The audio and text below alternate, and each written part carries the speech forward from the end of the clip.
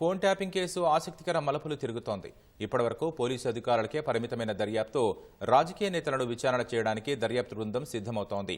అందులో భాగంగా నల్గొండ జిల్లా నకరేకల్ మాజీ ఎమ్మెల్యే చిరుమూర్తి లింగయ్యకు జూబ్లీహిల్స్ పోలీసులు ఇప్పటికే నోటీసులను జారీ చేశారు. తాజాగా మరో 4 మాజీ ఎమ్మెల్యేలను విచారణకు పిలిచినట్లు సమాచారం.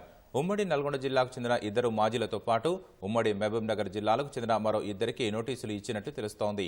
మునుగోడు ఉప ఎన్నిక సమయంలో ఎమ్మెల్యేలుగా ఉన్న వీరు అప్పట్లో వ్యవహరించిన తీరుపై విచారణ చేసే అవకాశం కనిపిస్తోంది. ఎన్నికల సందర్భంగా లావాదేవీలకు సంబంధించి ప్రశ్నించనున్నట్లు సమాచారం. అయితే నోటీసుల విషయాన్ని పోలీసు ఉన్నతాధికారులు గోప్యంగా ఉంచుతున్నారు. వీరిని ప్రశ్నించిన తర్వాత విచారణలో వెల్లడించిన విషయాలతో మరికొందరు కీలక ప్రజా ప్రతినిధులకు నోటీసులు జారీ చేసే అవకాశం ఉంది. ఇదే కేసులో అరెస్ట్ అయిన అధికారి మాజీ అదనపు ఎస్పీ తిరుపతన్నతో ఫోన్ సంభాషణల నేపథ్యంలో చిరుమూర్తి లింగయ్యను ఈ నెల 11న విచారణకు రావాలని పోలీసులు నోటీసు ఇవ్వగా తన అనారోగ్య సమస్య కారణంగా 14న వస్తానని ఆయన సమాధానమిచ్చారు. తాజాగా రాజకీయ నాయకులను విచారణ చేయడం చర్చనీయాంశంగా మారింది.